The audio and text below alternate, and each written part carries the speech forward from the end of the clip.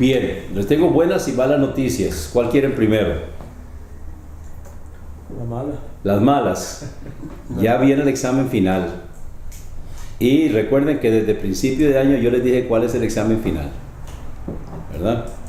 Entonces, en Guerra Avisada no muere soldado. El examen final es el capítulo 7 es.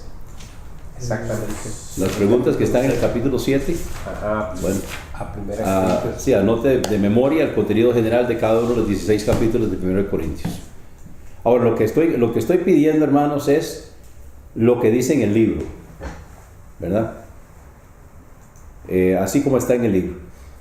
Eso es lo que quiero. Okay. Bueno, eso en cuanto a la mala noticia.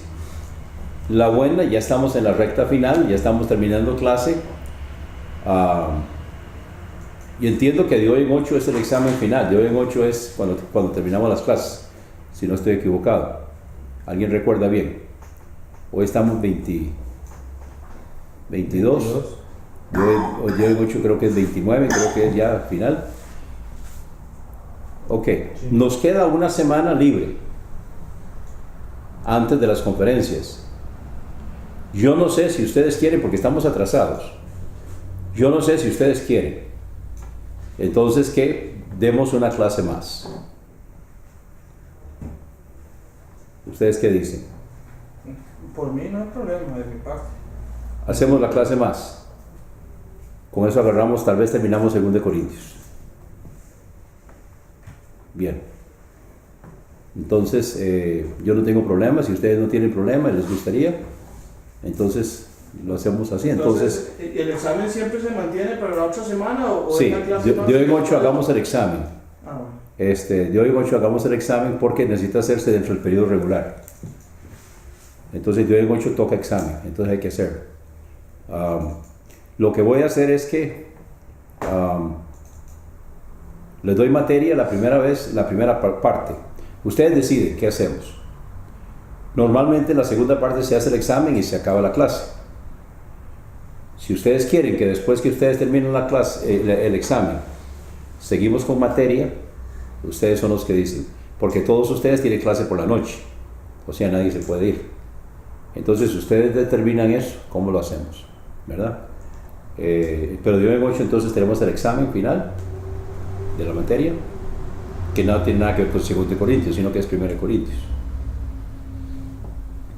Ok, piénsenlo a ver de aquí a la próxima semana. Materia el primer periodo, segundo periodo de examen, y ustedes deciden si entonces, también depende a qué horas terminan ustedes el examen. Sí. Entonces si damos un poco de materia o no, y luego tendríamos entonces, ¿qué sería el 7 de noviembre? El lunes, hay que ver la fecha ahí. Entonces tendríamos clase y en ese caso la grabaríamos, ¿verdad? Y con eso estaríamos reponiendo las grabaciones. Jorge. 5 de noviembre sería. El 5 de noviembre. 5 de noviembre.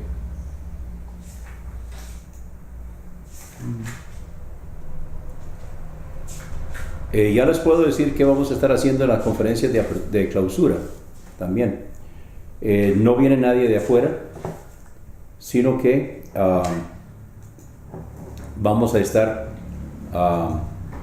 tratando algunos temas de parte de nosotros, y entonces va a estar bonito, lo vamos a manejar nosotros acá, los de la facultad, la conferencia de clausura. Muy bien. Yo voy a estar hablando sobre el Espíritu Santo en la mañana. Ahí les digo qué es, pero va a ser sobre el Espíritu Santo. Muy bien. Estamos en 1 Corintios. Segunda. Ya estamos en segunda. Ya terminamos 1 Corintios. Tenemos 1 Corintios. Ok, ¿dónde estamos en segunda? En el 1. Estamos para empezar. Para empezar apenas. Muy bien. Entonces estamos comenzando en 2 Corintios, capítulo 1. ¿Quién habla o escribe? Luis Alberto. Pablo. No me terminó la pregunta. Bueno, Pablo, apóstol de Jesucristo, con la voluntad de Dios y el hermano Timoteo. Ahí está. Esa es la respuesta.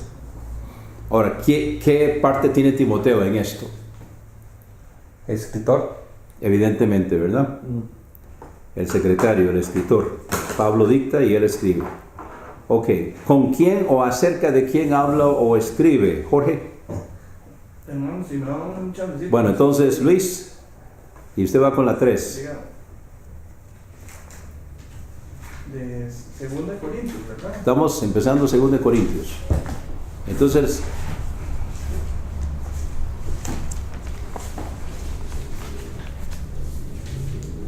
¿con quién o acerca de quién habla o escribe, Luis? ¿Con quién es? Sigue con la iglesia de Corinto. Muy bien. A la iglesia de Dios que está en Corinto, juntamente con todos los santos que están en Acaya. ¿qué es Acaya?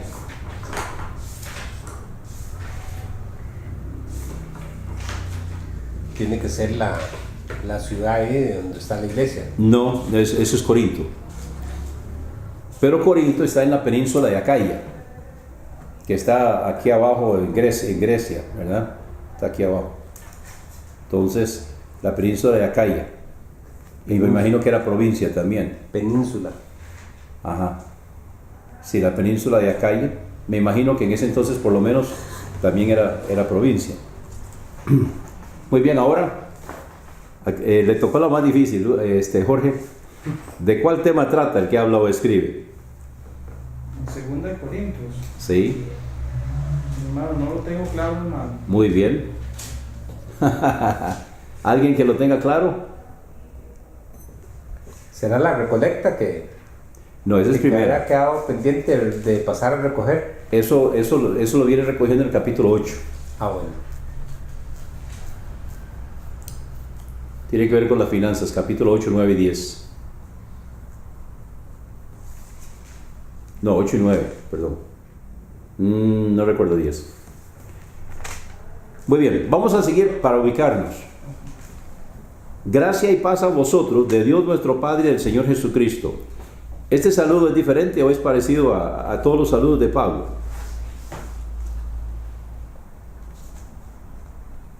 Es parecido. Exactamente. Luego sigue, bendito sea el Dios y Padre nuestro Señor Jesucristo, Padre de misericordias y Dios de toda consolación. ¿Eso es igual o es diferente?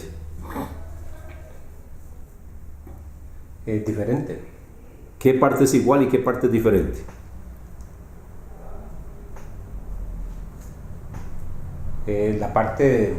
La diferente es Padre de misericordias y Dios de toda consolación. Exactamente, la primera parte es igual, Ajá. ¿verdad? Pero la segunda parte, Padre de misericordias y Dios de toda consolación, es exclusiva de Corintios, de 2 Corintios. Porque él nos va a introducir aquí un tema muy interesante que gracias a Dios que alguien me lo hizo ver porque yo no lo había visto. Quien nos consuela en todas nuestras tribulaciones, para que podamos también nosotros consolar a los que están en cualquier tribulación con la consolación con que nosotros somos consolados por Dios. ¿Ven qué interesante eso? Él nos consuela a nosotros para que nosotros podamos consolar a otros con la consolación con que Él nos ha consolado a nosotros. Hay que pasar por las situaciones para poder ayudar. O sea, podemos ayudar hasta cierto punto. Antes que mi mamá muriera, que mami murió creo que unos 25 años antes de papi. Antes que mami muriera, yo podía decirle a una persona que estaba pasando por una situación de pérdida de un ser amado, estoy orando por usted. Pero yo no le podía decir, yo lo entiendo. Yo no había pasado por ahí. Una vez que mami murió y luego papi, ahora yo le puedo decir a las personas, yo sé por lo que está pasando. Y yo le puedo decir por experiencia que la gracia del Señor es suficiente. Entonces, lo que Pablo dice es que nosotros podamos consolar a otros con la consolación con que nosotros somos consolados. Cuando una persona está en un hoyo, con eso lo que queremos decir es que está en una situación que no puede salir. Cuando una persona está en un hoyo, ¿quién es la persona más indicada para ayudar a esa persona a salir del hoyo? Persona que estuvo. Exactamente. La persona que estuvo en el hoyo y que alguien le dio la mano para ayudarlo a salir. Y ahora la forma de devolver el favor es ayudando a otro. De hecho, así trabaja la vida cristiana. ¿Por qué los ángeles no predican el evangelio? Porque no han sido personas. Porque no son salvos. ¿Por qué a nosotros se nos manda a predicar el evangelio? Porque somos salvos. Exacto, porque nosotros hemos sido perdonados. Un tema que toqué ahora el viernes, sobre cómo salir de la raíz de amargura y falta de perdón. Entonces, ¿cuál es la razón por qué nosotros podemos perdonar? A ver, ¿por qué? Que fuimos perdonados. Exacto, porque nosotros somos perdonados. Por eso podemos perdonar. Y si nosotros somos perdonados, ¿quién soy yo para no perdonar a otros? ¿Verdad? Esa es la raíz de todo el asunto. Igualmente con el evangelio. Un ángel no puede predicar el evangelio. Cuando llegó el momento de decirle a Cornelio lo que tenía que hacer para ser salvo, ¿qué dijo el ángel?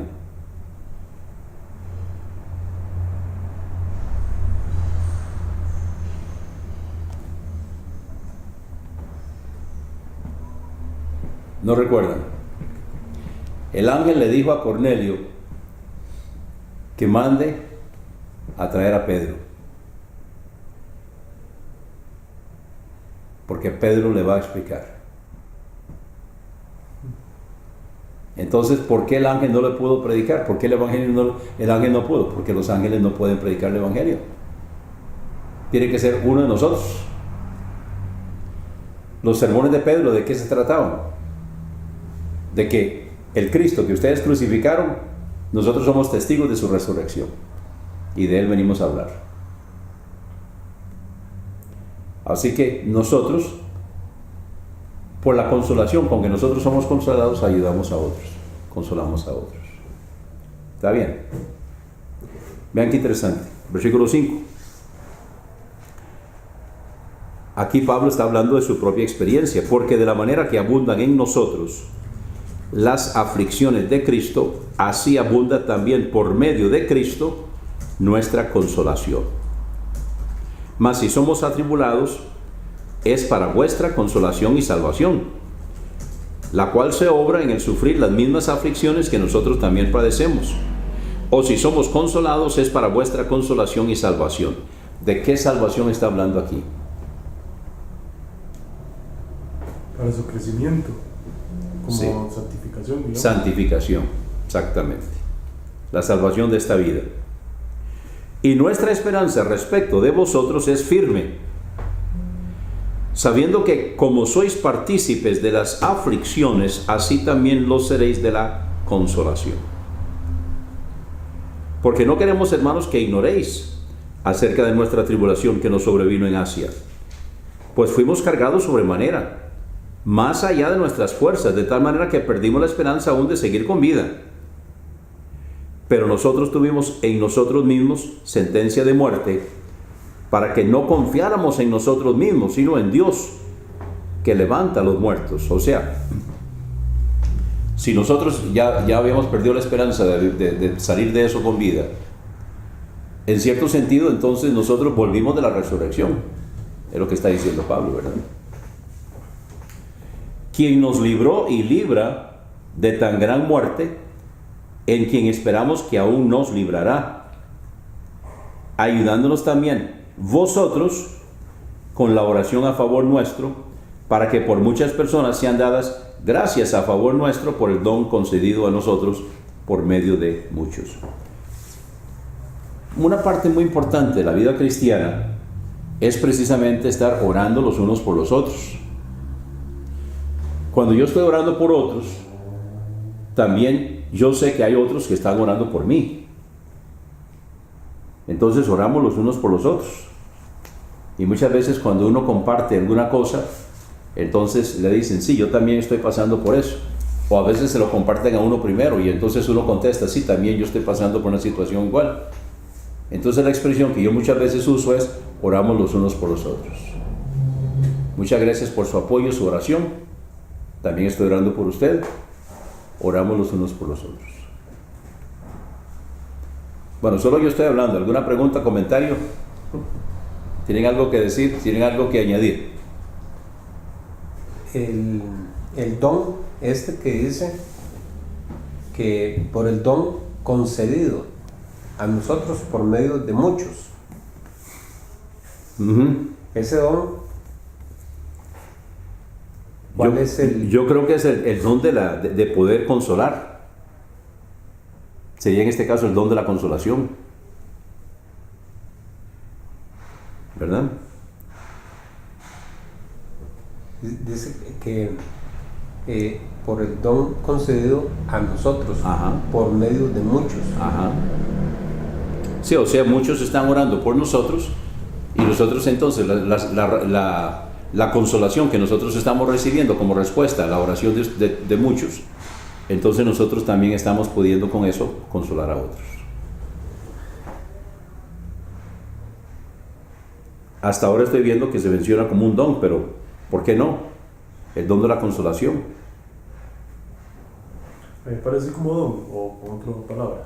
Aquí está la palabra don, en el versículo 11. ¿Cómo está ahí? Don también.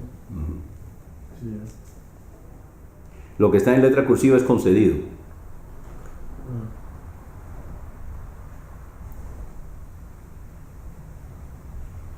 Seguimos. Versículo 12. Porque nuestra gloria es esta, el testimonio de nuestra conciencia, que con simplicidad y sinceridad de Dios, no con sabiduría carnal, sino con la gracia de Dios, nos hemos conducido en el mundo y mucho más con vosotros. Entonces, o sea, esto es lo que me hace sentirme bien. Él usa la expresión nuestra gloria. Lo que me hace sentirme bien es que no lo estamos haciendo con sabiduría carnal, no lo estoy haciendo yo, sino que soy instrumento del Señor. Me estoy dejando usar. Porque no os escribimos otras cosas de las que leéis o también entendéis, y espero que aún hasta el fin las entenderéis, como también en parte habéis entendido que nosotros somos vuestra gloria, así como también vosotros la nuestra en el día del Señor Jesús. ¿A qué se refiere en el día del Señor Jesús?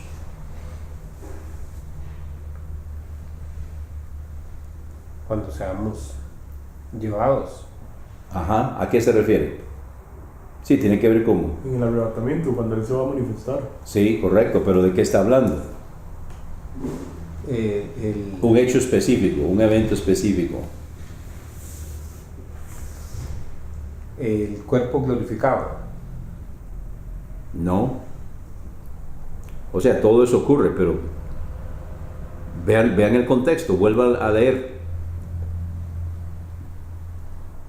Vénganse de atrás y terminan con el día del Señor Jesús. ¿De qué está hablando?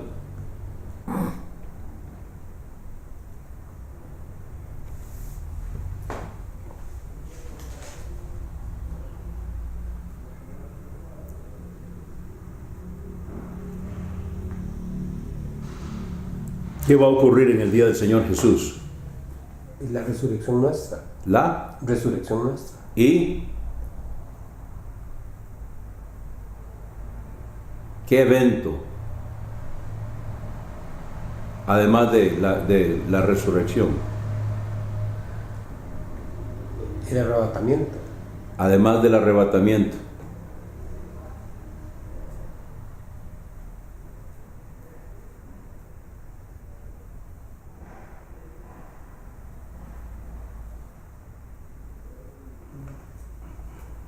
¿Qué va a ocurrir en el día del Señor Jesús? Bueno, ¿de qué está hablando? Ustedes me están diciendo que está hablando del arrebatamiento, está hablando de la resurrección. Ok. ¿Qué va a pasar entonces? ¿De qué está hablando?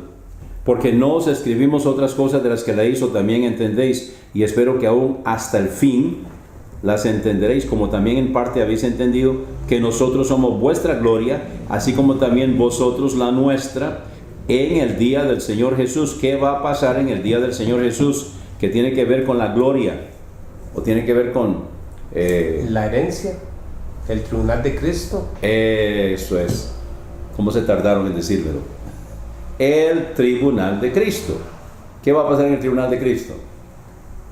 Recibir la herencia o la pérdida de la herencia. No, la herencia es otra cosa. Ahí no es herencia. La herencia es otra cosa. Ahí son premios, galardones y coronas. Entonces, en el tribunal de Cristo vamos a recibir premios, galardones y coronas. Vamos también va a quedar establecido ahí la posición que vamos a ocupar en el reinado milenial. Si nosotros vamos a estar como administradores de ciudades o más, o habrá otros que son administradores sobre nosotros. ¿Qué posición vamos a ocupar durante el milenio? Todo eso va a quedar establecido en el tribunal de Cristo. Entonces, cuando él dice la gloria nuestra, la gloria vuestra, entonces está hablando del reconocimiento de que no lo hemos hecho nosotros, sino que hemos permitido que el Señor lo haga a través de nosotros. ¿Quién recibe la gloria? Esa es la pregunta. El Señor Jesús. Cuando es el Señor Jesús quien recibe la gloria, nosotros vamos a recibir premios, galardones y coronas. Vamos a recibir reconocimiento. Entonces de eso depende. ¿Está claro o no está claro? Yo tenía, no sé, conceptualizado que en el tribunal de Cristo también se tenía que ver con la herencia. ¿Qué es la herencia? La herencia es lo que Dios nos ha dado a nosotros cuando fuimos convertidos al cristianismo. Ajá, pero ¿qué es la herencia? La herencia dice que somos coherederos con Cristo, ¿verdad? Muy bien.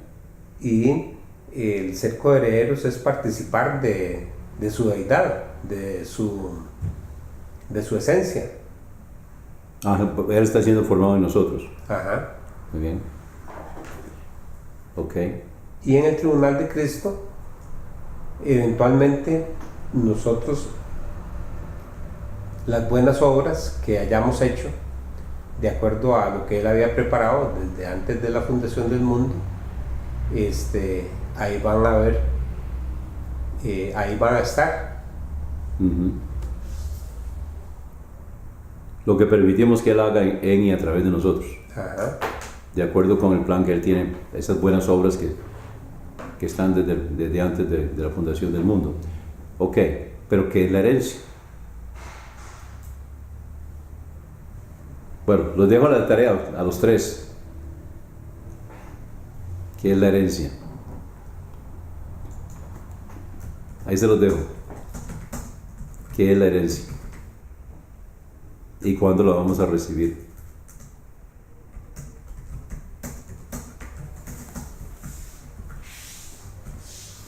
Muy bien, seguimos. Versículo 15. Y con esta confianza quise primero ir a vosotros, para que tuvierais un segundo beneficio y pasar por vosotros a Macedonia, y de Macedonia venir otra vez a vosotros y ser encaminado por vosotros a Judea. ¿A qué se refiere la expresión ser encaminado por vosotros? Ser apoyado. Ser apoyado económica. Ajá. Sí. Muy bien, o sea, encomendar, encaminado en el sentido de viáticos, ¿verdad? Ser encaminado por vosotros a Judea. Que ellos ayudaran en los gastos de viaje.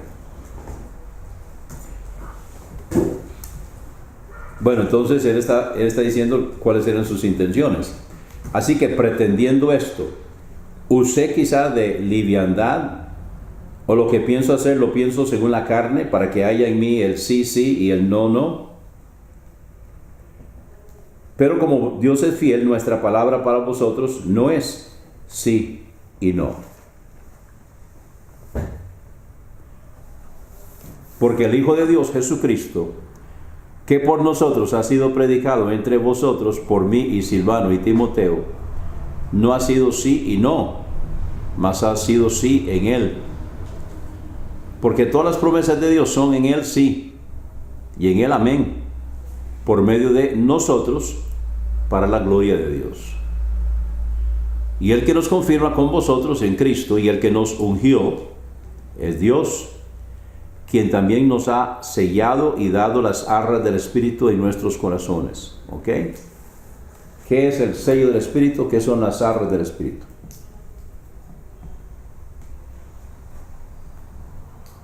Y aquí me quedo esperando hasta que ustedes hablen.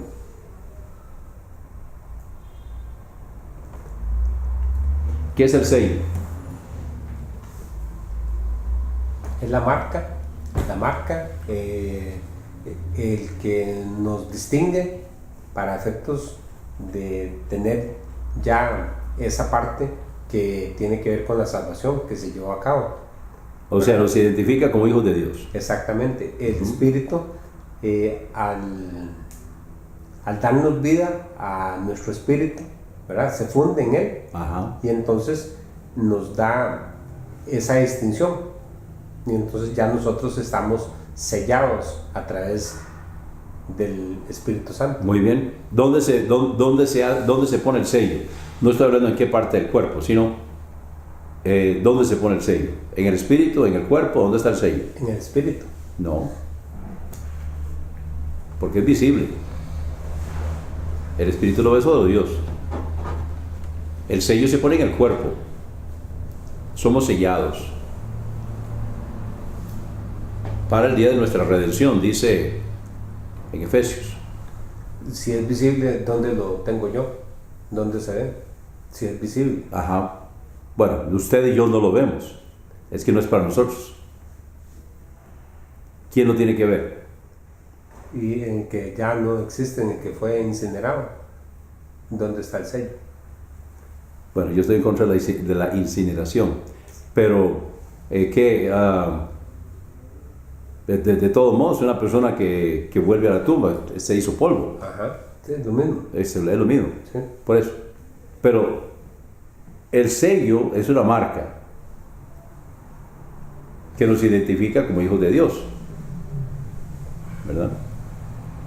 Ahora, quien tiene que verlo es el diablo y Dios. Dios no lo necesita, pero el diablo sí, porque el diablo no conoce nuestros pensamientos.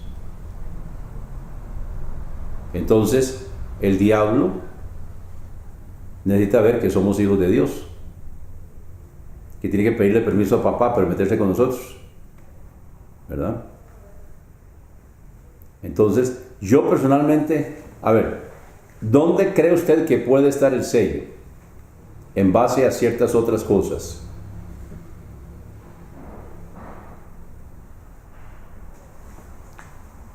Yo creo que puede estar en un par de lugares en el cuerpo.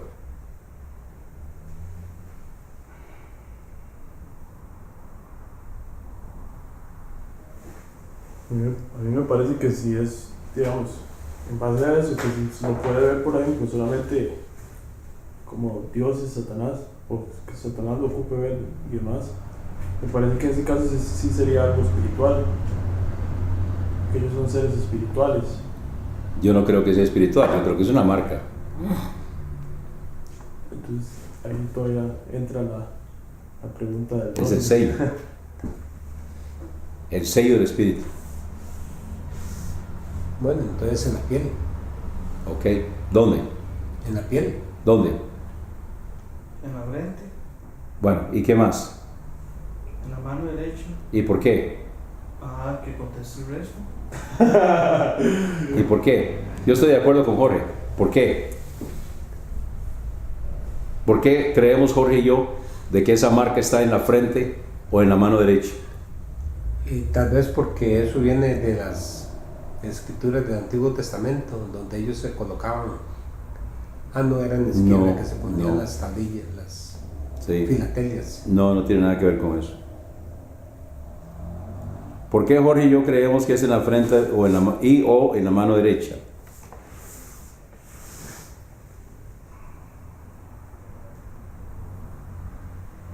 Nada. No, No.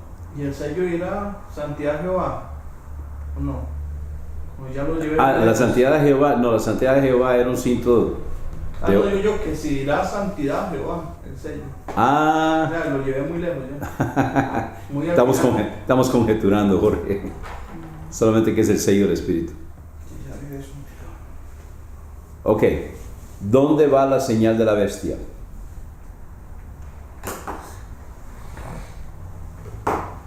en la frente. Ajá. Y, o, Y la mano derecha. ok.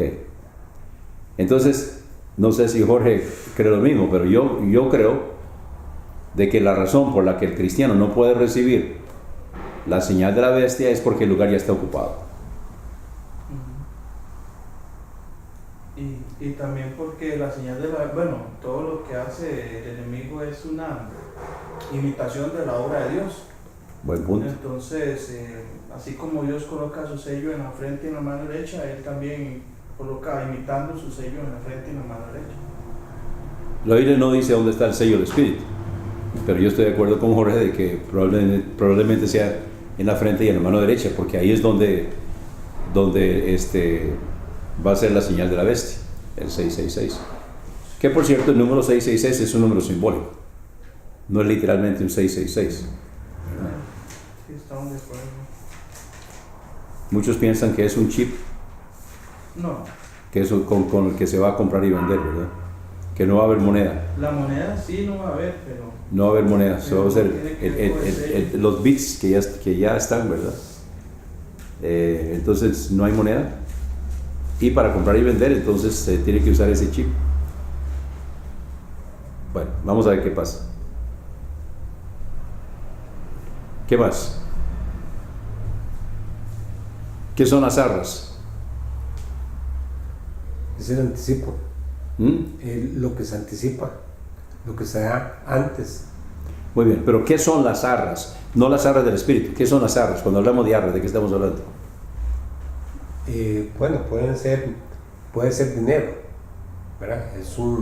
Es parte del patrimonio que se le da a una persona por un acto que se va a llevar a cabo. El dote. Ajá, Puede ser, ¿verdad? puede ser. Pero también hay otras cosas, costumbres que vienen también de atrás, ¿verdad? En cuanto a las arras. Sí, digamos cuando hay un matrimonio que antiguamente se le daba a la novia un anticipo.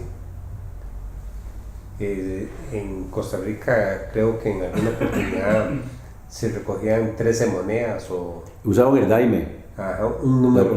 la de moneda monedas, 10 centavos de Estados Unidos cuando era de plata, Ajá, y se le daban una cajita como como símbolo un símbolo de las armas. de compromiso. Eso es antes que se usaba el anillo de compromiso. Ajá, sí. En la cultura, como los musulmanes o de esa área, se entregaba una fortuna como parte de las armas El precio de compra. Bueno, ahí lo que a veces en algunas culturas se le pagaba al papá de la novia el equivalente a lo que él iba a perder por el trabajo de ella durante la vida, ¿verdad? O sea, si ella se queda en la casa trabajando, ahora ya ella no está trabajando en la casa, sino que ella se va a casar, entonces se le da al padre el equivalente de lo que ella iba a producir durante su vida en la casa. Ajá. Es como aquel caso de José, es el que tiene que trabajar 7 años. Como el de Jacob. El de Jacob, El de Jacob, que trabajó, por las dos. sí, trabajó, bueno, terminó trabajando 14 años por Raquel, porque él no trabajó 7 años por Lea, sino que eso fue un gol. Terminó trabajando 14 años por Raquel. Sí.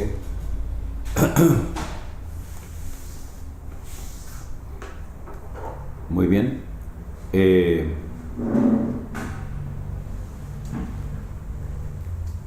Hay ciertas culturas, ¿verdad?, en cuanto a eso.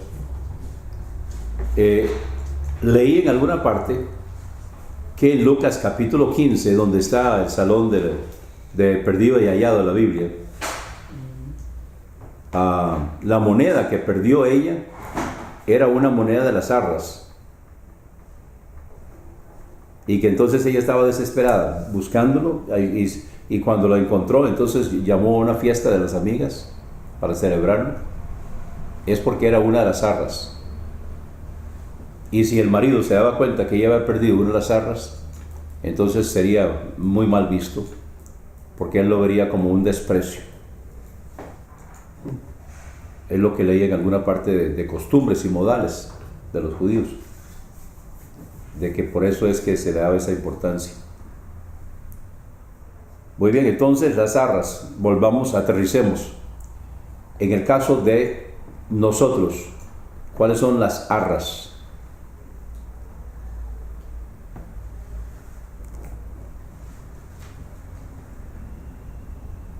Se mencionó que es una garantía, ¿verdad? O sea, las arras es una garantía del compromiso. Sí, en Efesios 1, del 13 al 14. Ok, léalo ahí, por favor. Sí, con mucho gusto dice: en él también vosotros, habiendo oído la palabra de verdad, el evangelio de nuestra salvación, y habiendo creído en él, fuisteis sellados con el Espíritu Santo de la promesa, que es las arras de nuestra herencia hasta la redención de la posesión adquirida para la alabanza de su gloria. Muy bien, entonces ahí está diciendo que el sello es las arras. ¿Efesios qué es, perdón? Eso está en Efesios 2, no, Efesios 1. Entonces, ¿qué es las arras? O sea, el sello es las arras. Ok. Entonces es una garantía. ¿Garantía de qué? De nuestra resurrección. Ok. Que cuando Cristo viene, vamos a recibir La resurrección, un cuerpo nuevo. el cuerpo nuevo. Ajá. Esa es la garantía. Entonces las arras es la garantía de la promesa. Y la esperanza del cristiano, ¿cuál es? Esa precisamente. La esperanza del cristiano es que Cristo en su segunda venida nos va a dar el cuerpo glorificado. Ahora, la esperanza, hay seguridad y hay inseguridad. En la esperanza del creyente, ¿cuál es la seguridad y cuál es la inseguridad? De que Cristo viene. Esa es la seguridad. La inseguridad de cuándo. Y la inseguridad es en cuanto a cuándo. Exactamente. Entonces hay seguridad que Cristo viene. La inseguridad es cuándo. Pero nosotros tenemos entonces la garantía. El sello del Espíritu, que es las arras. Ahí está la garantía. Somos sellados. Ahora, este cuerpo, como dijo Luis, se va a deshacer. Pero ya está identificado. Sea incinerado, sea echado en el mar, sea comido por las bestias, sea que vuelve al polvo Ya no va a ser entonces, pero este cuerpo va a ser sellado. Va a ser sellado para el día de la redención. En la resurrección de Jesús, ¿el cuerpo resucitado de Jesús era idéntico o no? ¿Y en qué se basa? No era idéntico.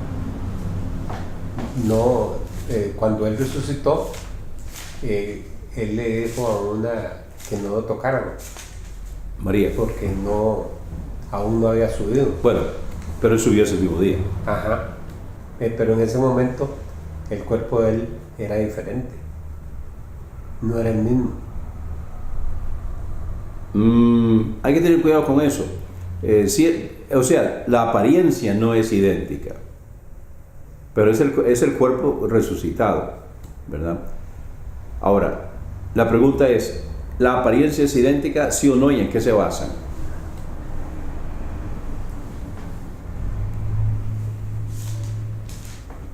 Bueno, cuando ya él habla con Tomás, que le muestra ¿verdad? Y entonces Tomás puede ver que si haya sido, lo ve y entonces lo asocia con el Cristo que fue crucificado. Ok, sí, ya lo reconoce. Pero, ¿era idéntico? ¿Sí o no? ¿Y en qué se basa? Bueno, Deme un pasaje.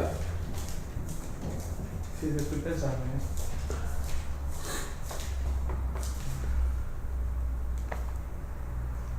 ¿El Cristo resucitado era idéntico? ¿Sí o no? ¿Y en qué se basa?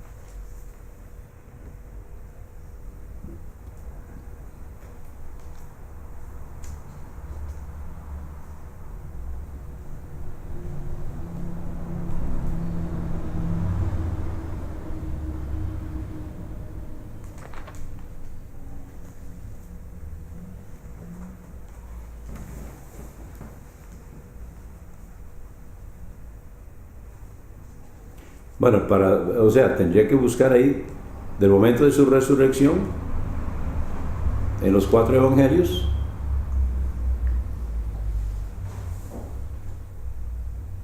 cómo lo vieron los que lo vieron resucitado. ¿Lo vieron idéntico?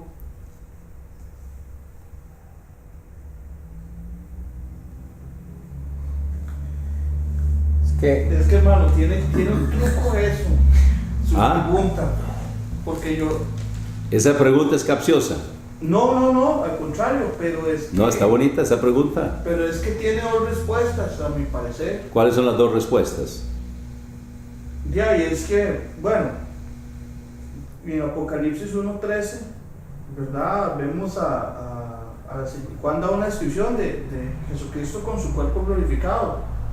Y es muy diferente a la descripción que vemos en los evangelios, cuando, como decía bien acertado el hermano Walter, el Señor se presenta delante de los apóstoles y los apóstoles lo reconocen. O sea, es que... Ok, pero dejemos Apocalipsis. Porque dejemos Apocalipsis porque eso es en su segunda venida. Estamos hablando de esos 40 días en que estuvo apareciendo, de su resurrección a su ascensión. ¿Cómo era su aspecto? Entonces no era el mismo cuerpo, porque hubo algunos que no lo reconocieron. Ok, ahí está. Deme un ejemplo. Déjenme ir. Pedro. Sí, no, cuando él está caminando y está hablando con ellos y ellos aún Camino no de lo Maús. reconocen. ¿Sí? Y Ok, no lo eso es reconocen. uno, camino de Maús. Bien. Sí. Él se les pone a la par, Y no lo reconocen ¿hasta cuándo? Hasta cuando se ya él... revela a sí mismo. ¿Hasta cuándo? ¿Cuándo fue que lo identificaron? Y cuando Ya. él se retira. Sí, ¿Ah? Cuando él se retira, se va. No. Cuando él les habla sobre las escrituras. Bueno, les hablo sobre las escrituras, dice que ardía nuestro corazón.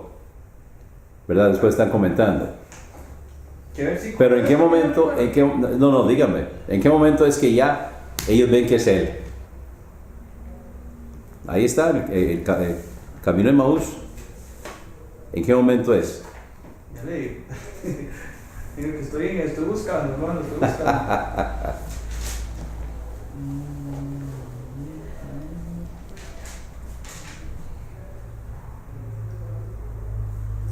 Hoy los puse a trabajar. Están muy atenidos al profesor ustedes. Lucas 24:13. Ok, ¿qué dice? Y aquí 2 de ellos iban al mismo No, día. deme el momento en que lo reconocieron. 24:13.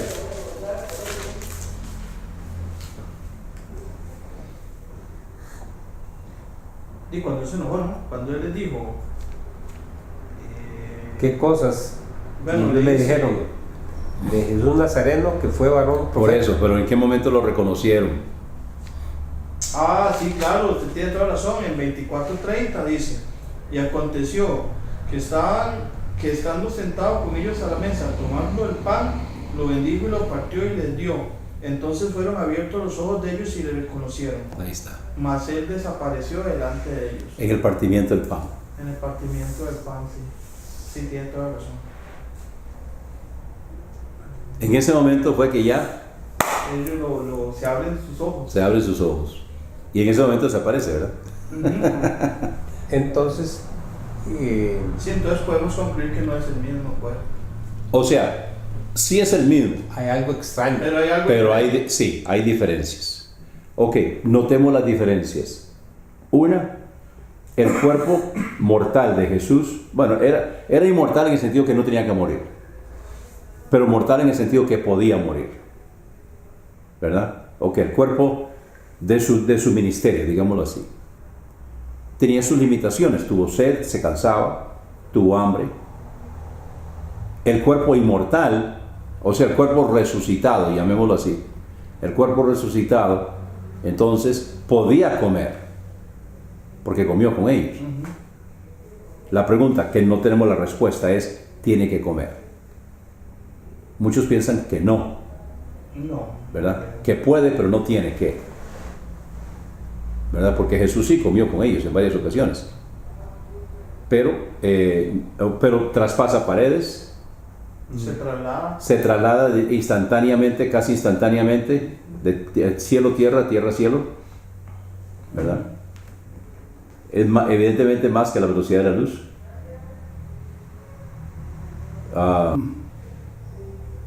Es casi instantáneo, porque ese mismo día que Él resucitó, Él se presentó en el cielo, depositó la sangre y regresó antes del anochecer. Sí, que aquí se está también como homologando lo que sucedió en el monte de la transfiguración, cuando él les selló a Juan, Ajá. Sí, eso es como ¿verdad? una presentación hacia el futuro. Ajá, Ok. ¿verdad? Que hay algo, porque aparecen dos personas, ¿verdad? Que no estaban. Y entonces ellos Moisés y Elías. en ese momento podrían tener ese cuerpo parecido al que Jesús. Pero eso no lo sabemos. No, pero como es un hecho extraño, Pero ellos sí reconocieron a Moisés y Elías. y los vieron. Lo vieron y lo reconocieron. Sí. Ok, entonces, primera de Juan 4:2. ¿Alguien léalo? Si me hace el favor. En esto conocer el Espíritu de Dios, todo espíritu que confiesa que Jesucristo ha venido en carne es de Dios. Siga. Y todo espíritu que no confiesa. No, perdón, entonces el 1. Ok. Amados, no creáis a todo espíritu, sino No. probad. Entonces, primera Juan,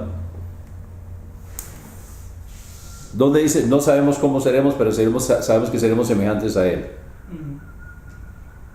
Primera de Juan, estaba creyendo que era el 4. No está ahí, Luis Alberto. No. Este habla del Espíritu de Dios y el Ok. Espíritu del Anticristo. Ok.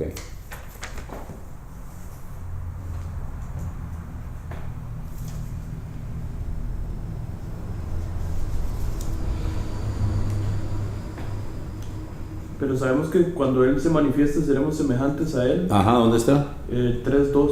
Ah, ok, ahí está, léelo. Amados, ahora somos hijos de Dios, y aún no se ha manifestado lo que hemos de ser, pero sabemos que cuando Él se manifieste, seremos semejantes a Él porque le veremos tal como Él es. Ahí está, 3:2, ¿verdad? Entonces, dice Juan, aún no se ha manifestado lo que hemos de ser, pero sabemos que cuando Él se manifieste, seremos semejantes a Él.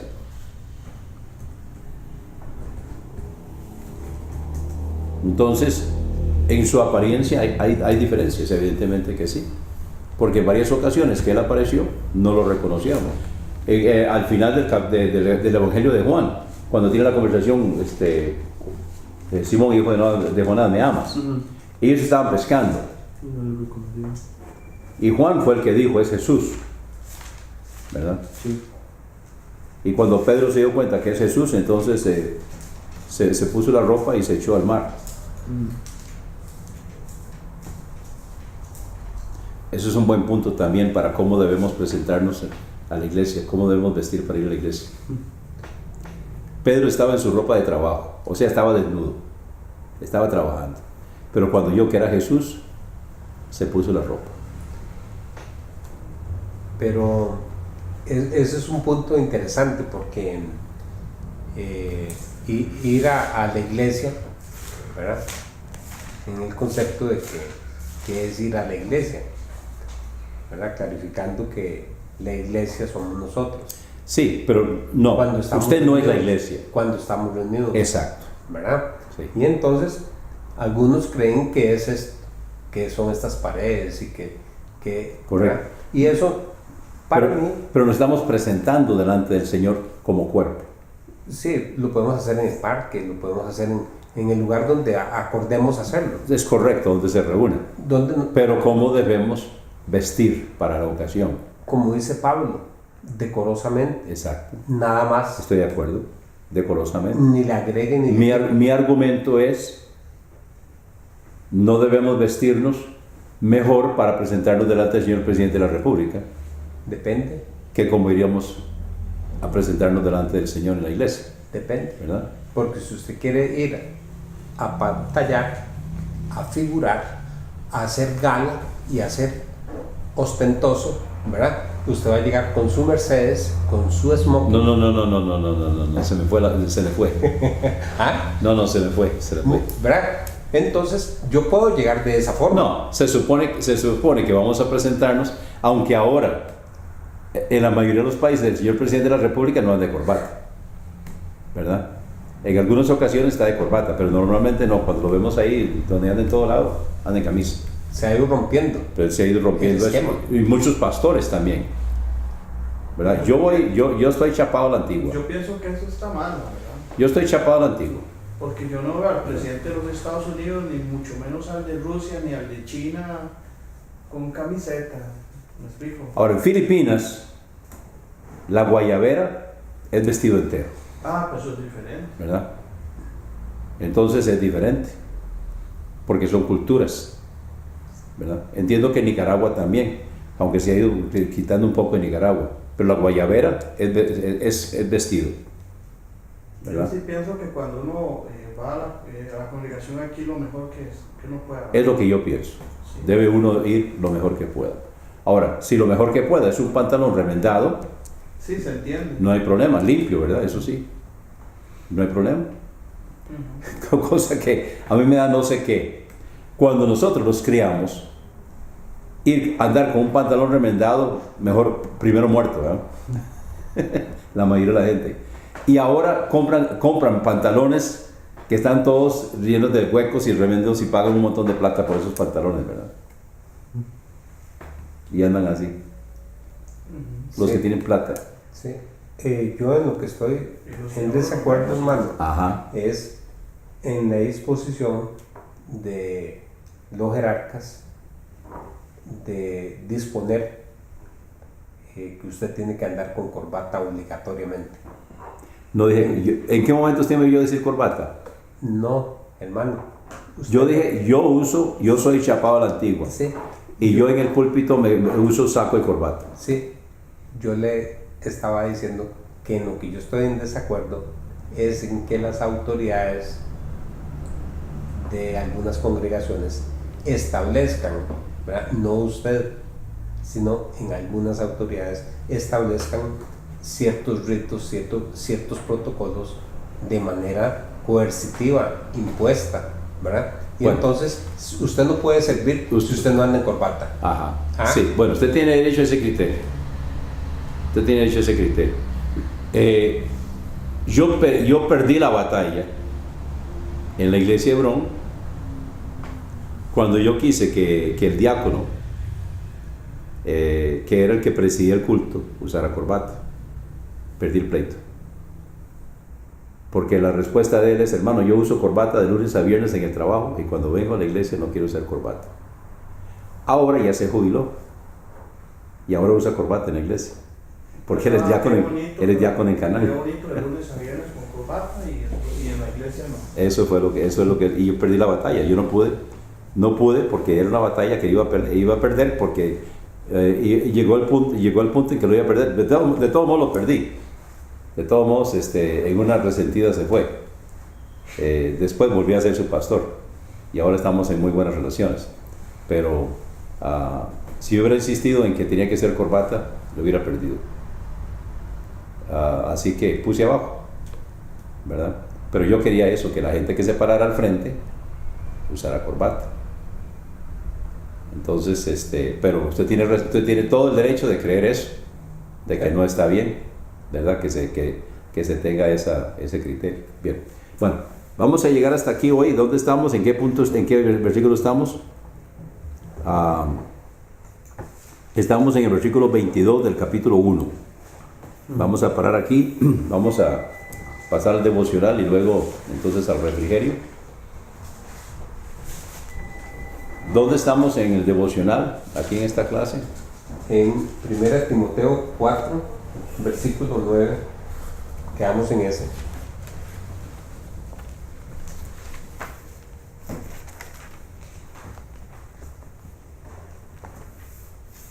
Muy bien.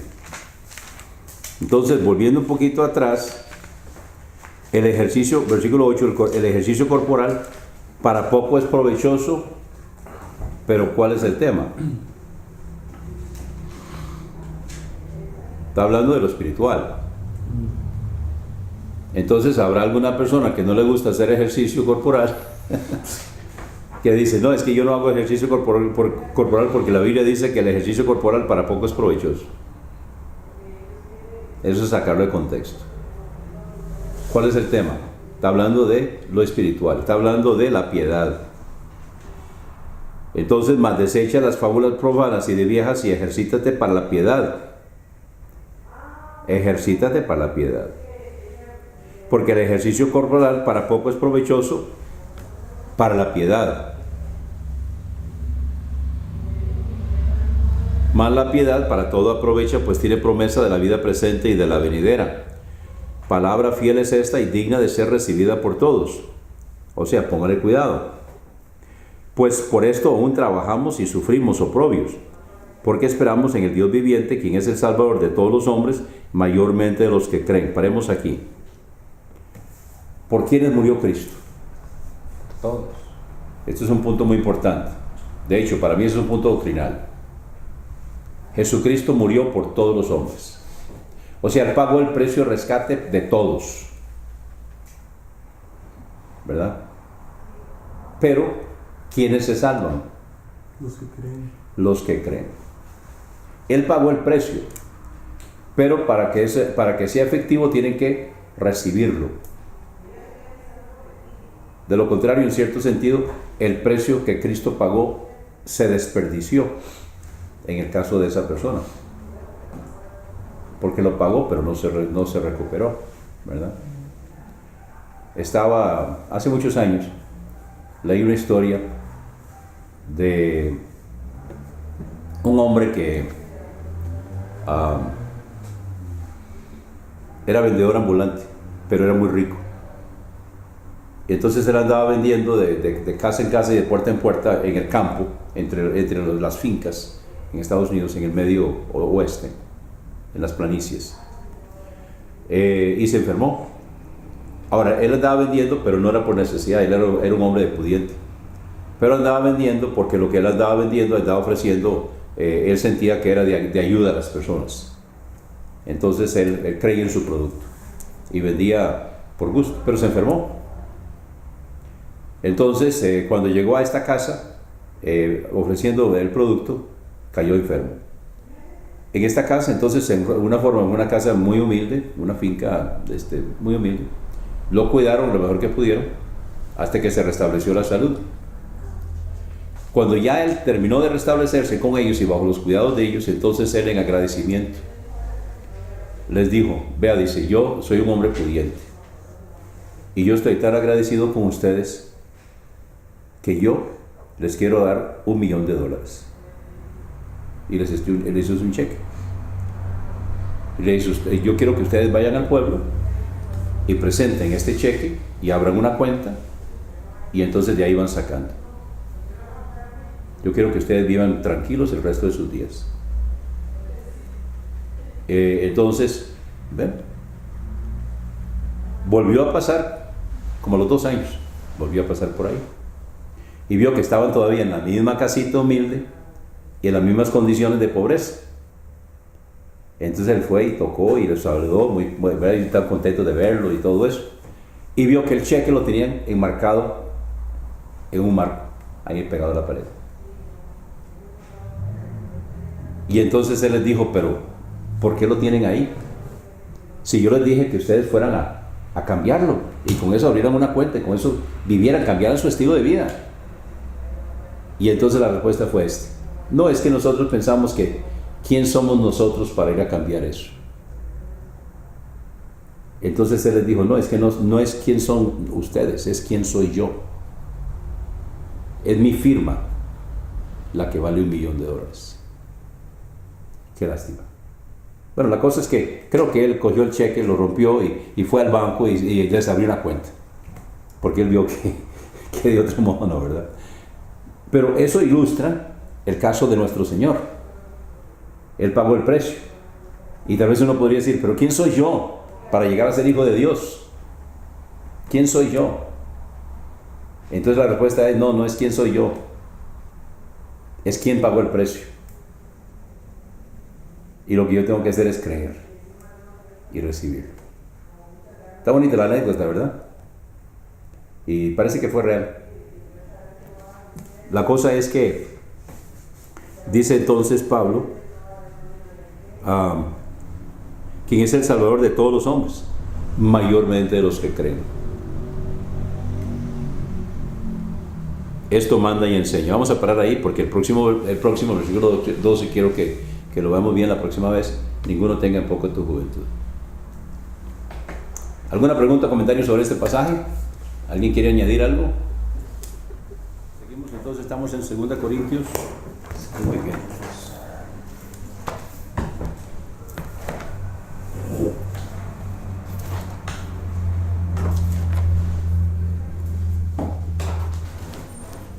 Por cierto que le estaba comentando a Luis que lo que usted subió, lo que renderizó y subió Jorge, yo no sé qué me pasó, que cometí unas tortas ahí bien grandes yo. Sí, es que cuando se pone a renderizar eso va corriendo a otra velocidad. Entonces No, estoy hablando de mis tortas. Ah, sí, por eso digo yo, entonces como corre a otra velocidad yo no me pude dar cuenta. Sí. Cuando salió me puse a escuchar un poco ahí de cómo es posible que salió esto así.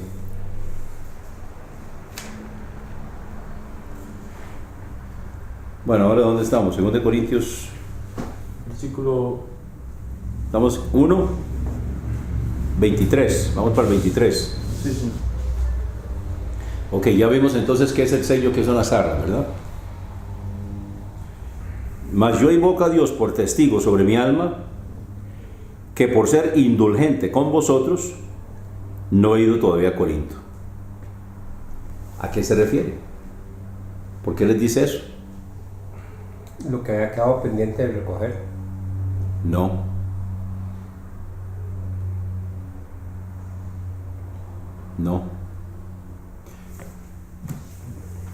¿Cuál fue la razón principal de 1 Corintios?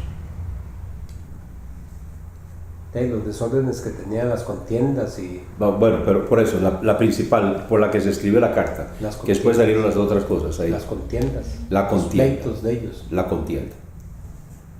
Entonces ahora les dice, por ser indulgente con vosotros no he ido todavía a Corinto. ¿Por qué?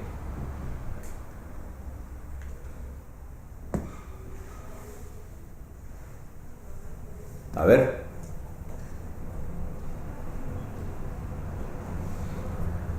¿Cómo es la pregunta, hermano? Disculpe. Versículo 23.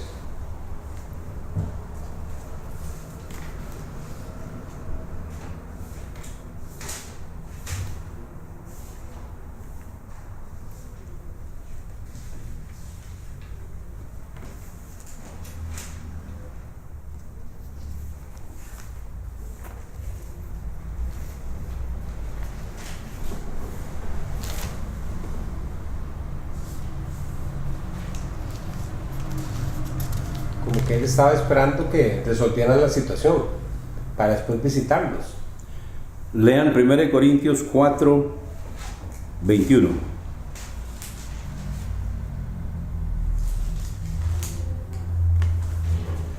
Léalo en voz alta, alguien.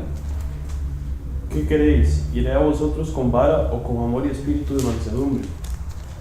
¿A qué se refería?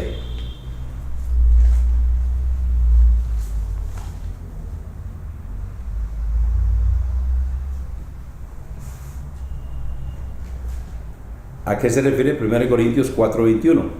¿A qué se refiere 2 Corintios 1:23? Habla de lo mismo. ¿A qué se refiere? O sea, a la situación que tenían los corintios, y Pablo estaba enojado Ok, con ellos. exactamente. Entonces, si él iba en ese estado de enojo, les iba a hacer muy grosero, iba a ser, entonces... ¿Iré a vosotros con vara Ajá, o con amor y espíritu de mansedumbre? ¿De qué dependía? ajá. ¿De qué dependía? De que ellos resolvieran la situación. Exacto. Entonces, en la segunda epístola, versículo 1:23, por ser indulgente con vosotros no he ido todavía a Corinto. ¿Por qué? Porque estaba esperando que la cosa cambiara, porque no quería ir con vara.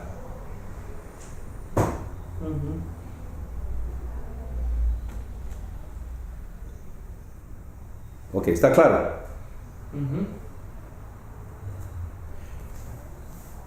Bueno, Jorge y Luis Alberto no saben de qué estoy hablando, pero los que somos padres de familia, cuando un hijo se jala una torta de esas bien buenas, ¿cuál debe ser nuestra actitud cuando vamos a reprenderlo? O sea, si estamos enojados, vamos a decir que nos hizo quedar mal en público. Que los que somos padres de familia sabemos que Contar 1 millón. sucede. Se jalan una bien buena y lo hacen quedar a uno mal en público, ¿verdad? Ahora, yo no sé, Jorge, si alguna vez hizo eso, no sé, Luis Alberto, si alguna vez hizo eso, de que se jalan una bien buena en público y hacen que los papás queden mal. Pero, ¿qué debe ser el padre de familia? Como dice el hermano Luis, contar hasta 1 millón, ¿verdad? O sea, hay que esperar que se enoje, que vaya la ira. Porque si no los agarra en ese momento, quisiera colgarlo, ¿verdad? Y entonces ese no es el momento. Y eso es exactamente lo que está hablando Pablo aquí. O sea, si yo voy donde ustedes con ira, no voy a ir en el espíritu que quiero ir. Tengo que contar, hasta 1 millón hay que contar. 1 millón, sí, porque ya 100, hermano, llega uno muy rápido. Ya. Sí, porque ya uno va contando de 10 en 10. Ah, bueno. No, pero de uno en uno. Versículo 24. No que nos enseñoreemos de vuestra fe, sino que somos colaboradores para vuestro gozo, porque por la fe estáis firmes. Entonces, él lo que quiere es ser edificante, no ser destructivo. Y esto es algo, hermanos, que nos debe caracterizar. Recuerdo un sermón que nos predicó en capilla un hermano,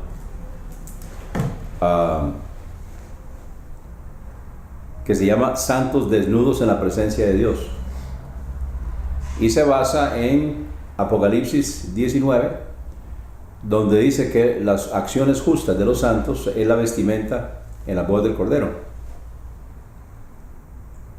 Entonces el sermón es santos desnudos en la presencia del Señor.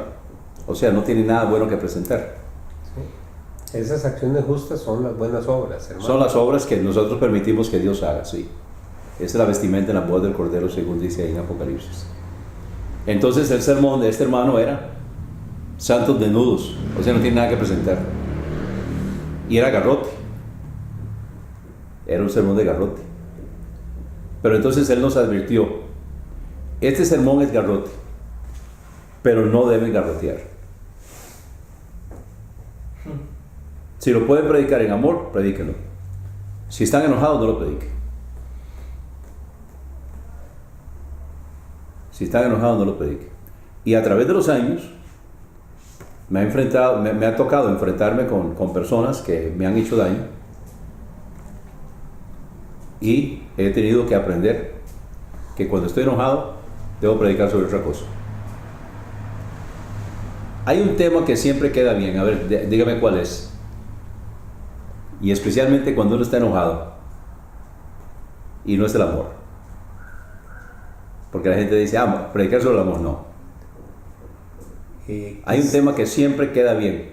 Y no importa cómo esté la cosa y no importa cómo esté todo, siempre queda bien. ¿Cuál es? Quizás el versículo que se me viene es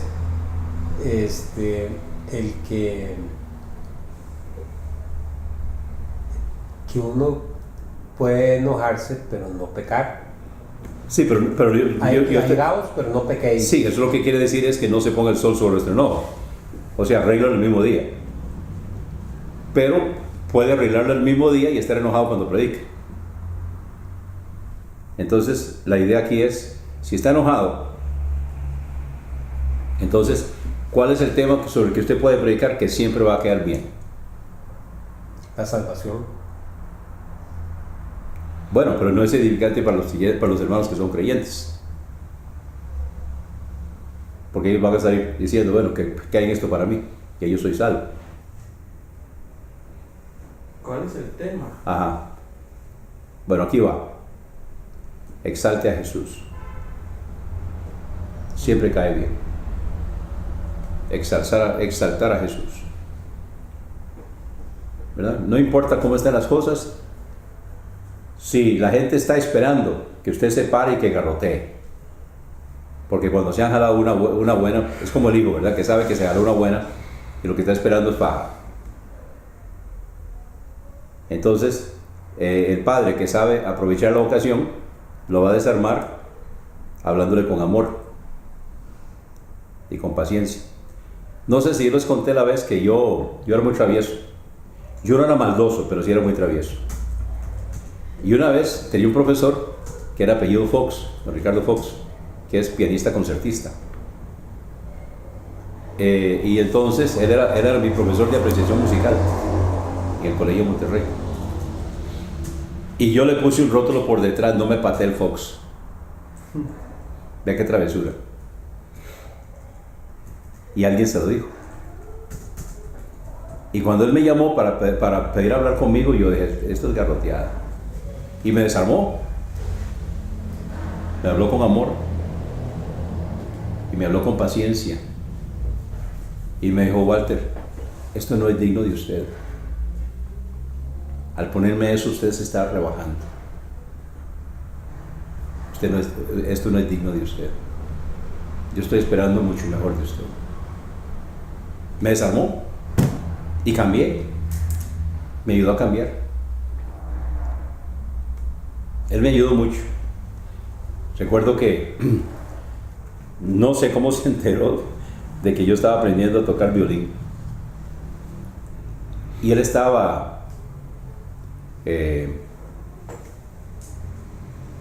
no era él. Era otro. Y entonces él, no sé cómo se enteró el profesor de música, porque él era apreciación musical. El profesor de música no sé cómo se enteró que yo estaba tocando clases de violín. Y entonces teníamos, los del colegio, teníamos que tocar el himno nacional en la clausura. Claro, el himno nacional de Costa Rica lo es jugando, ¿verdad? Y me dieron la partitura y yo de vago no lo estudié. Y comencé a tratar de estudiarlo ahí unos días antes. Entonces llegué a donde el profesor y le dije, profesor, no puedo tocar. No estoy listo. Y me dijo, si usted no toca, nunca volverá a participar en nada aquí en el colegio. Entonces me tocó. Pero solo yo sabía lo mal que yo había quedado, ¿verdad? Yo nada más estaba esperando que pronto comenzara todo el mundo a cantar para que no se escuchara lo mal que estaba tocando yo. Cuando terminamos, estábamos ahí en la parte de arriba, y era un pasillo, el lugar de asamblea era el pasillo. Y yo entonces me bajé y me escabullí en la primera clase que encontré. Y me voy topando de narices con nadie menos que don Ricardo Fox.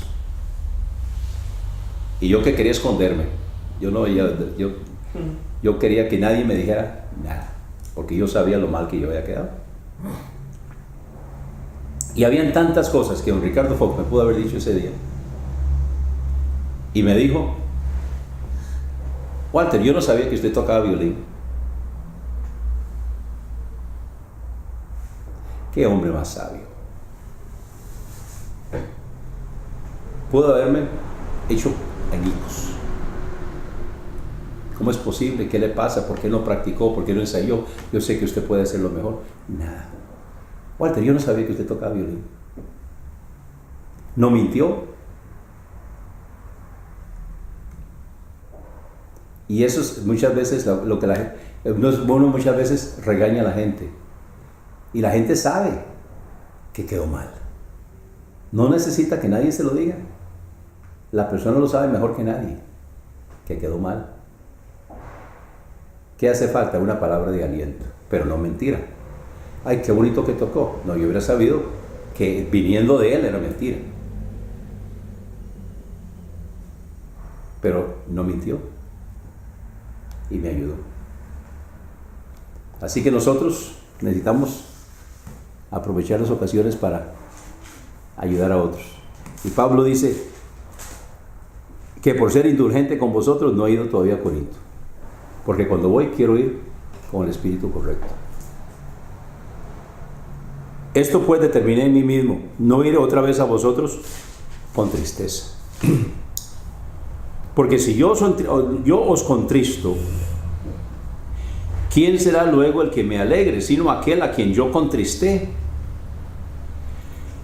Y esto mismo os escribí, se refiere a la primera carta, para que cuando llegue no tenga tristeza de parte de los que me debía gozar, confiando en todos vosotros de que mi gozo es el de todos vosotros. Pues por la mucha tribulación y angustia del corazón, os escribí con muchas lágrimas. Pablo aquí está diciendo que él escribió 1 Corintios con muchas lágrimas. No para que fuerais contristados, sino para que supierais el abundante amor que tengo por vosotros. Pero si alguno me contristó, no me contristó a mí, sino en parte, por no cargaros a todos vosotros.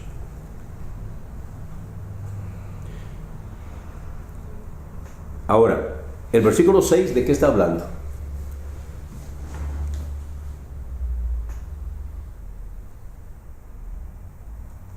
Al que él le había pedido a la iglesia que lo sacaran de ahí. Exacto. El que se estaba acostando con la mujer de su padre. ¿Sí? Es correcto. Y entonces ya viendo el versículo 6, retrocedemos y nos damos cuenta que quien lo contristó, entonces ¿quién fue? Este hombre y la actitud de la iglesia.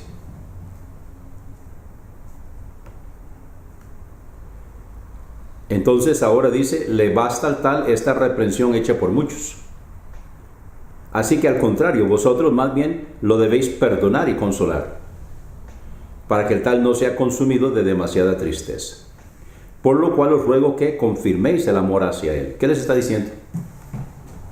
Que lo restablezcan. Exacto, que lo restauren. Sí. Hermano, en ese versículo 6 podemos inferir de ahí que no fue la totalidad, no fue unánime la acción de los corintios con respecto a lo que Pablo les...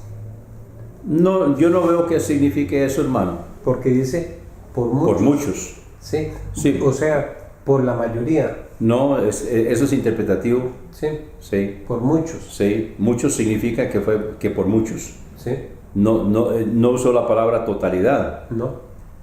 No, Por yo muchos. no lo interpreto así. No fue unánime, Es que yo no lo interpreto así. sino que fue por muchos. Sí. Eso es interpretativo. Pero muchos no es Es la que totalidad. Por eso es interpretativo. Usted está bueno. interpretando eso. Bueno. Yo estoy entendiendo eso. Ajá. Yo no lo entiendo así. Bueno. Yo simplemente lo entiendo de que es una reprensión hecha por todos ustedes o por la iglesia. Por Sí. muchos. No solo, o sea, no es solo por mí. Cuando él ¿Verdad? refiere todos, lo dice todos. Porque Pablo es muy claro cuando dice todos. ¿Está bien? Muy bien. Puede que significa eso. Yo no lo interpreto así. Pero definitivamente que sí. Lo que está diciendo es, no fui solo yo. ¿Verdad? Sino que fue una reprensión hecha por muchos. Sea la totalidad o no, pero fue por muchos. Muy bien, pero aquí le está diciendo que lo restauren, que lo reciban de regreso, que lo perdonen.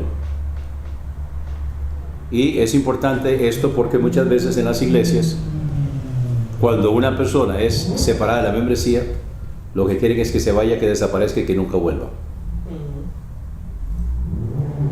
Ahora, hay ocasiones que eso es así. Hay ocasiones que queremos que la persona desaparezca y nunca vuelva. Pero más bien es la excepción. Ahora, un caso que a mí se me ocurre, por ejemplo, que queremos que se vaya, que no vuelva, a menos que haya un cambio muy grande de actitud, sería, por ejemplo, si un homosexual que está buscando adeptos, ¿verdad? Que sucedió en una iglesia, no voy a mencionar el nombre ni el grupo, pero sucedió en una iglesia, donde llegó una mujer y estaba buscando candidatas para el lesbianismo. Entonces tuvieron que decirle que no volviera, ¿verdad? Así que son algunas situaciones donde sí queremos que la persona se vaya y no vuelva, a menos que haya un cambio total de actitud, ¿verdad? Pero lo que queremos es que la persona, como el caso de él, que fue una falta de la moral, entonces lo que queremos es que se arrepienta y que el Señor lo levante para que sea restaurado. Ahora, ya he mencionado esto antes, pero para estar seguros dónde estamos. Si es un líder en la iglesia, si tiene cargos y tiene que ser disciplinado, entonces cuando vuelve para la restauración, lo restauramos en la membresía. Entonces aquí viene la pregunta, ¿también lo restauramos en los cargos? Qué buena pregunta. No. Mi respuesta es no. Membresía, sí. Cargos, no. ¿Por qué no? Porque si tuvo que ser disciplinado es porque es carnal y no está en condiciones de ser líder. No está en condiciones de conducir a otros. ¿Hacia dónde los va a conducir? ¿Qué estilo de vida tiene? Entonces tiene que pasar de carnal a espiritual para ser líder. Entonces no, tiene que pasar su periodo de restauración. Entonces sí lo restauramos en la membresía con todos los privilegios, menos ocupar un cargo, hasta que desarrolle, crezca, madure, ¿verdad? ¿Estamos de acuerdo? Muy bien. Versículo 9. Porque también con este fin os escribí, para tener la prueba de si vosotros sois obedientes en todo. O sea, obedientes en disciplinarlo y ahora obedientes en restaurarlo. Y al que vosotros perdonéis, yo también. Porque ya en la primera carta él dijo, ya yo lo juzgué. Yo reunido con ustedes y mi espíritu, ya yo lo juzgué. Ahora también dice el versículo 10, porque también yo, si algo he perdonado, a quien lo he perdonado, por vosotros lo he hecho en presencia de Cristo, para que no seamos engañados por Satanás, pues no ignoramos sus maquinaciones. Hermano, Sí. se estaba leyendo el 10.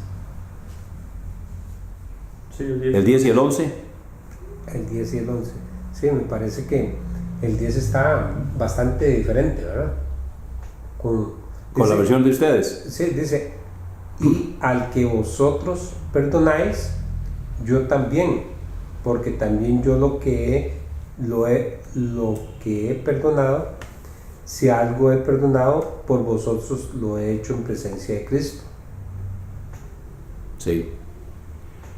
Lamentablemente, la versión de 1960 no es una versión literal, no es una traducción literal, sino que es una transliteración,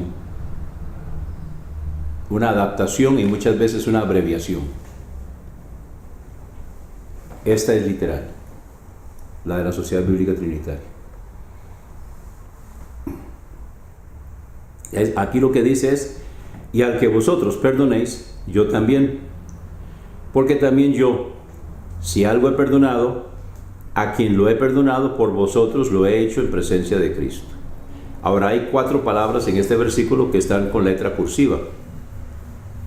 Primero dice: a quien lo he perdonado, lo está añadida. Y luego, por vosotros lo he hecho, también son palabras añadidas.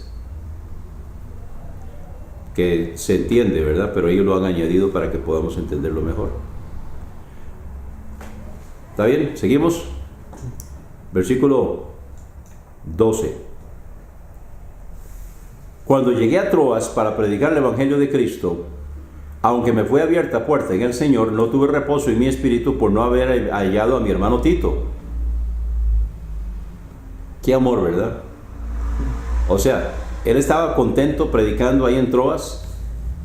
El Señor le había abierto puertas, pero no estaba tranquilo, porque él esperaba encontrar a mi hermano Tito, y como no encontró a mi hermano Tito, entonces dice así: despidiéndome de ellos, partí para Macedonia. No existía en ese entonces la comunicación que tenemos ahora, ¿verdad?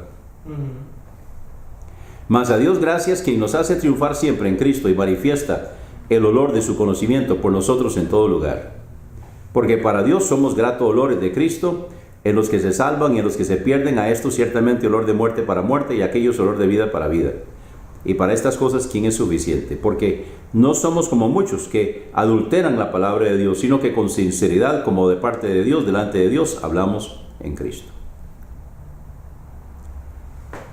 Bueno, versículos del 14 al 17 no tienen relación con el versículo 13, pero es muy importante lo que él está declarando aquí. Mas a Dios gracias, quien nos hace triunfar siempre en Cristo.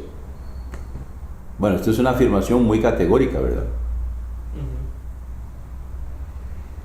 Y manifiesta el olor de su conocimiento por nosotros en todo lugar. Entonces ahí podría aplicarse a que estaba en Troas predicando y dejó la fragancia. Porque para Dios somos grato olor de Cristo en los que se salvan. O sea, los que se salvan se alegran de vernos y se siente la presencia del Señor, la fragancia del Señor. Esto, mis hermanos, es algo muy importante. Hay una expresión y sirve para un buen mensaje. En el juicio de Jesús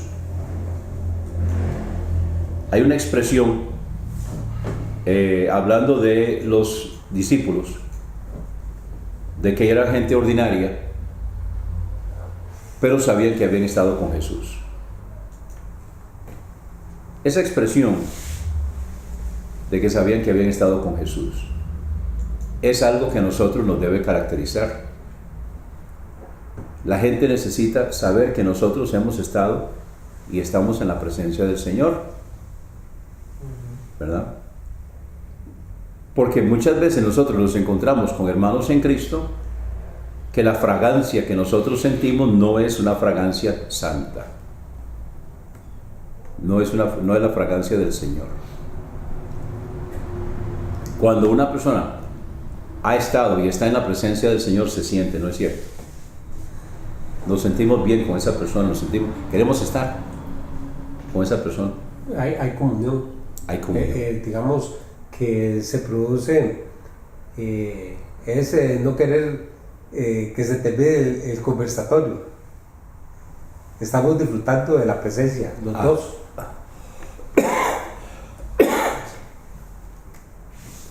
Exactamente. Y en los que se pierden, al final del versículo 15, a estos ciertamente olor de muerte para muerte. O sea, los que se pierden, no les gusta estar en nuestra presencia, ¿verdad?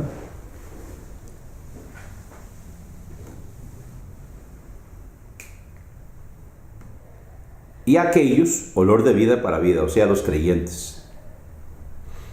Y para estas cosas, ¿quién es suficiente? Porque no somos como muchos, lamentablemente, que adulteran la palabra de Dios, sino que con sinceridad, como de parte de Dios, delante de Dios, hablamos en Cristo. Y esto, volviendo a las versiones, una cosa que dicen los de la Sociedad Bíblica Trinitaria es: ¿quién soy yo para decir esto sí y esto no de la Biblia? Ahora, que Pablo es repetitivo, que Pablo hace a veces unas oraciones kilométricas,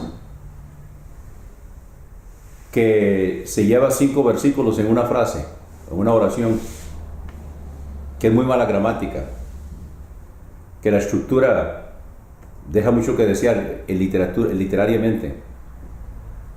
Pero el argumento de los traductores de la Sociedad Bíblica Trinitaria es: si así lo inspiró el Espíritu Santo, y ese es el estilo del escritor, y Dios respetó eso y así lo inspiró, ¿quién somos nosotros para cambiar? En cambio, en estas otras versiones, lo que ellos hacen es que lo acomodan, lo abrevian, reducen, cambian.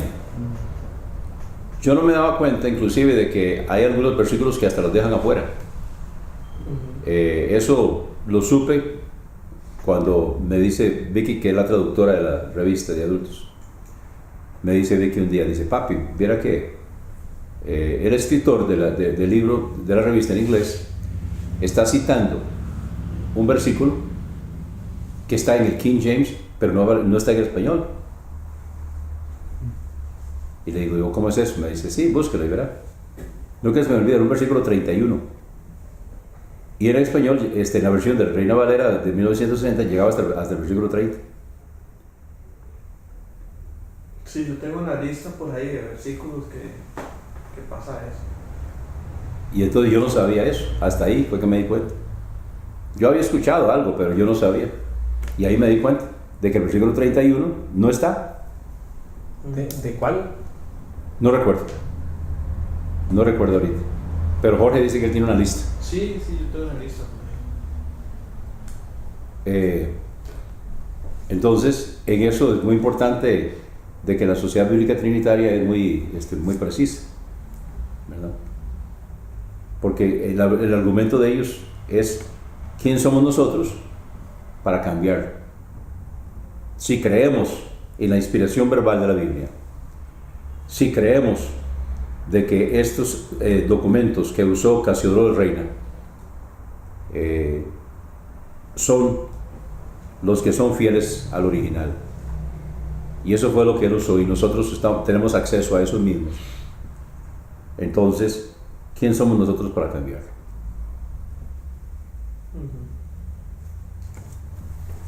Nosotros, como expositores de la palabra, debemos recordar eso. Si estoy citando la Biblia, entonces tengamos cuidado de citar la Biblia. Sí. Entonces, cuando yo cito la Reina Valera 1960, la cito tal como está ahí, y eso es, aunque haya el error. Sí, siempre y cuando estamos citando lo que está ahí, ¿verdad? Sí. Pero si tenemos una mejor fuente, entonces la usamos. Ahora, en el caso de nosotros, que tenemos acceso al Internet, entonces tenemos acceso a esta versión en Internet, que es la que yo siempre uso. Cuando yo en los programas de radio y de televisión, en el Nuevo Testamento, yo siempre uso esta. Sí, que digamos que usted es la excepción. Sí, yo soy la excepción. Usted es la excepción. Y otra cosa también que yo, en eso sí, yo cambio. La versión Reina Valera y otras versiones también que se usan en español están llenas de leísmo. Entonces, si yo estoy citando un pasaje bíblico y yo encuentro un leísmo, yo lo cambio y yo le pongo el lo. Porque yo sé que eso es un error de traducción, ¿verdad? Yo pongo lo. Porque yo sí sé cómo se usa el le y cómo se usa el lo. Tuve que aprenderlo, porque por muchos años no lo entendía. Ya lo entendí. Esta versión y otras también, que bueno, hay varias. La de Gómez también, hay varias que también están llenas de leídos. Entonces, si yo estoy citando un pasaje y dice le, cuando debe decir lo, yo pongo lo. En eso yo lo cambio, porque yo sé que es un error de traducción. Pero es lo único que cambio, ¿verdad? Y estoy esperando que pronto salga el Antiguo Testamento. Dicen que creo que está para fin del 2019. ¿De veras? Qué rápido, ¿verdad? Creo que sí, que está para fin de... Pero el problema que tenemos ahorita con la Sociedad Bíblica Trinitaria es que todavía no están en las librerías. En eso nos han fallado, ¿verdad? Y el hermano Carlos Machado ya no tiene nada que ver con ellos. ¿Por qué? Lo dejaron fuera. Ya pusieron a otro Qué lástima. en Argentina, que es el encargado de toda la América. Sí. Qué lástima. Qué lástima. Sí, porque se estaba haciendo una buena distribución. Claro. Y Qué lástima. Pero ya lo dejaron fuera. Él temía que iban a hacer eso. Y de veras lo hicieron.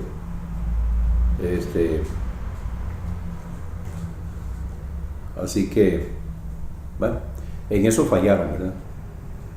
Nos dieron el Nuevo Testamento, regalaron las muestras, pero lamentablemente se ha ido perdiendo el interés y yo lo he tratado de mantener, pero la gente se pasa preguntando y ahí, lamentablemente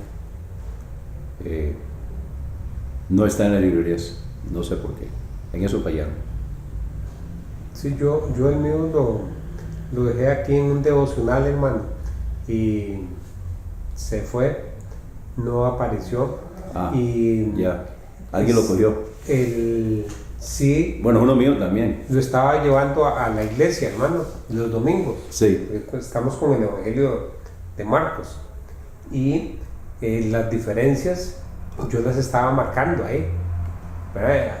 Sí. Y entonces a mí me servía porque entendía la traducción, la entendía de una forma como más correcta de lo que se estaba Es correcto. en la Reina Valera. Pero usted puede verla ahí en línea. Ajá. Sí. ¿Usted la tiene? Sí, pero yo uso... Sí, usa el papel. libro. Usa el libro. Sí. Sí. Bueno, yo entiendo que el hermano Carlos Machado tiene algunos, pero no sé si están manchados. Como estén. Pues sí, es que parece que donde él lo estaba guardando se metió lluvia. Entonces algunos quedaron manchados. Pero usted no lo ve a él en clases. No, pero le voy a poner un mensaje. Ok. Dígale que le traiga uno. Si puede uno para mí también. Bueno, pida dos. De dos ahí, aunque estén manchados, dígale. Y el que tengo yo está sellado aquí. Este es uno que estaba, yo le dije a Carlos, me dice, no se preocupe, esos son los que nosotros pusimos ahí para distribución del ministerio.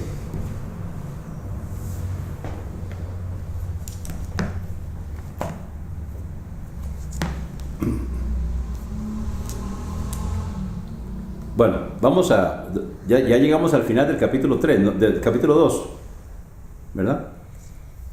Ok, bueno, vamos a parar ahí. Comenzamos la próxima semana el capítulo 3.